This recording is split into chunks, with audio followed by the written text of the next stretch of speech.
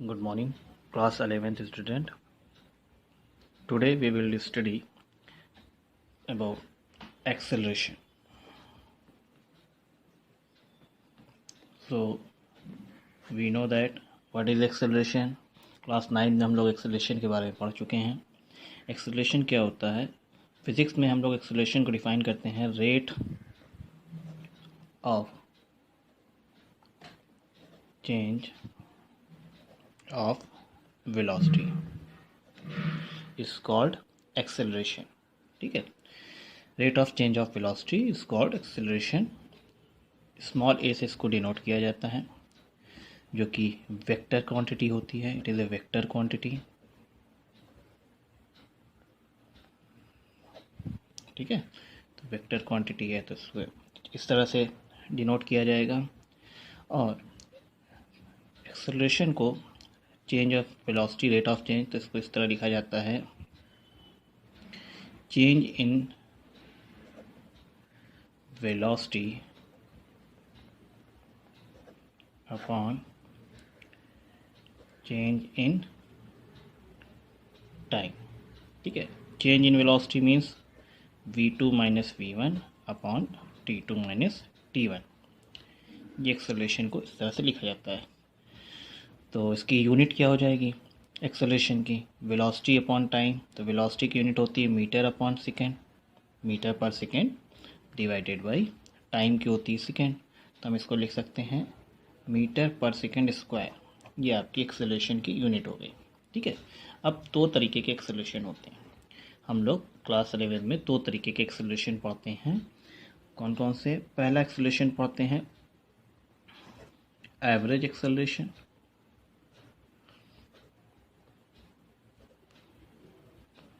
और दूसरा होता है इंस्टेंटेनियस एक्सेलरेशन. जिस तरह से हम लोग ने इंस्टेंटेनियस वेलोसिटी और एवरेज वेलोसिटी पढ़ी, उसी तरह एक्सेलरेशन भी दो तरीके के हमें पढ़ने हैं. एवरेज एक्सेलरेशन तो यही होते हैं A is equal to change in velocity. Change in velocity को डेल्टा भी लिख सकते हैं, डिवाइडेड बाई डेल्टा टी लिखा जा सकता है. ठीक है ना, ए बराबर delta V upon delta T. तो ये तो वही हो गया आपका एक्सेलरेशन, सिंपली मीटर पर सेकेंड स्क्वायर. इसी को हम लोग change in velocity upon change in time, इसी को हम लोग एवरेज एक्सेलरेशन कहते हैं. एवरेज का मतलब हम बता चुके हैं आपको. ठीक है, लॉन्ग टाइम पीरियड के लिए ओवरऑल जर्नी में जो इस एवरेज एक्सेलरेशन हो रहा है, कितना एक्सेलरेट कितनी वेलोसिटी से कितने टाइम में, पर सेकेंड कितनी मीटर पर सेकेंड वेलोसिटी चेंज हो रही है. ठीक है ना, वो एवरेज एक्सेलरेशन हो गया. इंस्टेंटेनियस एक्सेलरेशन क्या होता है? इंस्टेंटेनियस एक्सेलरेशन ये क्या होता है?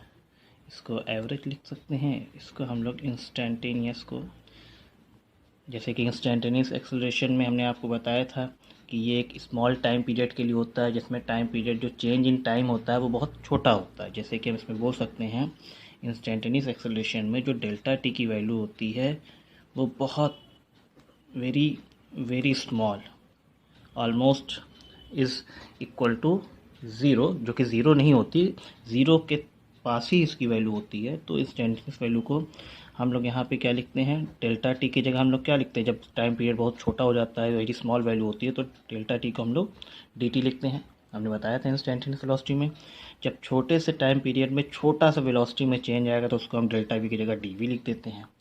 तो इंस्टेंटेनियस वेलोसिटी का जो फार्मूला होता है D V upon D T, और एवरेज के लिए delta V upon delta T, ये आपका होगा.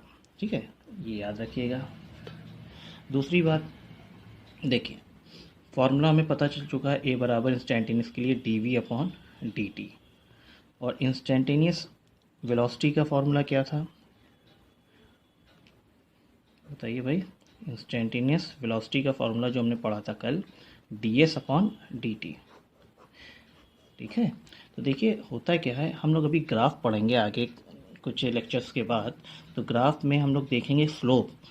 स्लोप क्या होता है? स्लोप मान लीजिए जैसे अगर हम v वेलोसिटी और टाइम के बीच में ग्राफ ड्रॉ करते हैं, जैसे कुछ ग्राफ कुछ इस तरह का हमने ड्रॉ किया और हमसे कहता है कि इस पॉइंट पे इसका स्लोप बताइए इस ग्राफ का.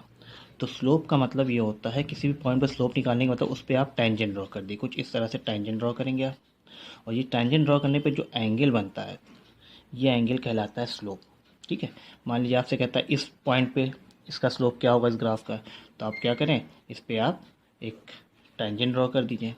तो आप देख रहे हैं ये एंगल आपका स्लोप कहलाएगा। तो इस ग्राफ के लिए अगर देखा जाए, पर्टिकुलर इस ग्राफ के लिए एक्सेलरेशन जो हमारा स्लोप है वो क्या है, यानी एंगल जो है वो वैल्यू बढ़ रही है जैसे जैसे हम लोग जिस जिस पॉइंट पे जा रहे हैं, तो एंगल बढ़ रहा है। तो ये जो स्लोप होता है, याद रखिएगा ये एक इम्पॉर्टेंट पॉइंट है कि जो v और t के बीच का जो ग्राफ होता है उसका जो स्लोप होता है वो हमें एक्सेलरेशन देता है। और सिमिलरली s और t का ग्राफ जो होता है उसका जो स्लोप होता है वो हमें क्या देता है, वेलोसिटी देता है। याद रखिएगा, वेलोसिटी टाइम का ग्राफ का जो स्लोप होता है वो हमारा क्या देता है, एक्सेलरेशन। और डिस्प्लेसमेंट टाइम का ग्राफ का जो स्लोप होता है वो हमारा वेलोसिटी देता है। ठीक है, ये आप चीज़ याद रखिएगा। तो इस ग्राफ का अगर पर्टिकुलर हम देखें तो यहाँ पे एक्सेलरेशन क्या है, यहाँ पे एक्सेलरेशन इसका बढ़ता जा रहा है क्योंकि स्लोप बढ़ता जा रहा है, तो एक्सेलरेशन भी इंक्रीज़ हो रहा है। एक क्वेश्चन और आप बताइए इसमें, मान लीजिए अगर आपको हम एक और ग्राफ बनाते हैं वेलोसिटी और टाइम के बीच का, देखिए वेलोसिटी और टाइम के बीच का एक ग्राफ और बनाते हैं कुछ इस तरह से। तो ये इसका स्लोप क्या देगा, एक्सेलरेशन देगा, ये तो हमें पता है। और इसका एक्सेलरेशन क्या होगा, बढ़ेगा, चेंज होगा, वेरिएबल हो, कांस्टेंट। तो आप देखिए किसी भी पॉइंट पे इसका आप टेंजेंट ड्रॉ करेंगे तो क्या होगा, सभी का एंगल सेम ही रहेगा कि नहीं। तो आप देख लीजिए सभी का एंगल सेम है, तो इसका मतलब है यहाँ पे जो एक्सेलरेशन है वो हमारा कांस्टेंट होगा। इस तरह से भी हम लोग ग्राफ की भी स्टडी करेंगे। ठीक है, थैंक यू।